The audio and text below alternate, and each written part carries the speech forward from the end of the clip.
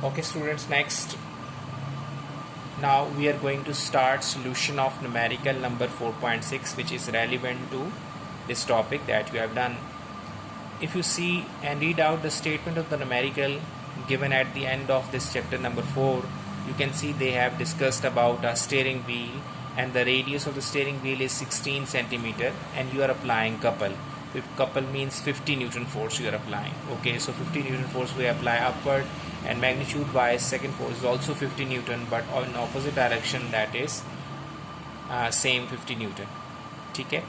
So now what is the distance from A to B, since you are gripping this steering wheel from these two positions? So one is A, one is B. What is the straight distance between A and B? That's 16 centimeter plus 16 centimeter, you will get 32 centimeter, and 32 centimeter divided by 100 you will get your required 0.32 meter.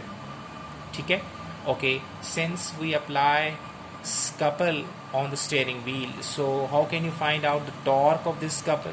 So according to previous topic, we apply formula F into AB. So out of these two forces you will take only one force, that is 50, multiply by this distance is 0.32 meter. So when you multiply you will get required torque of this couple. Okay. Okay girls, after completion of this numerical problem, next come towards the new topic, which is equilibrium. Very vast topic in physics, equilibrium, and very important topic. So girls, when we say equilibrium, so mind it, equilibrium doesn't mean only at rest. For example, if a body is at rest or if a body is moving in uniform velocity. Now in both cases, if you see one body is at rest while the other body is moving with uniform velocity. I repeat again, and I'm stressing and emphasizing on this word uniform. Uniform velocity means no change in velocity. So body which is at rest having same no change in velocity, right? Uniform body moving with uniform velocity, no change in velocity. The body is at rest, no change in velocity.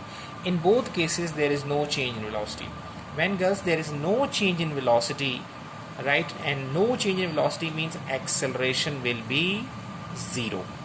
When acceleration will be 0 because no change in the velocity, it means in physics that kind of object is known as existing in equilibrium.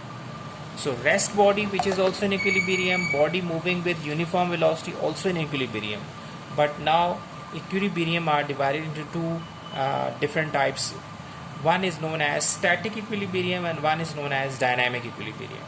So it means when a body is at rest, that kind of equilibrium is known as static equilibrium, and if a body is moving with uniform velocity, no change in velocity means no acceleration, that is also equilibrium, but that equilibrium is known as dynamic equilibrium. Okay, the same thing girls I have discussed here in this paragraph, so you can read it out by yourself. Okay, I have discussed all these things properly. Okay, now please watch next video number 17.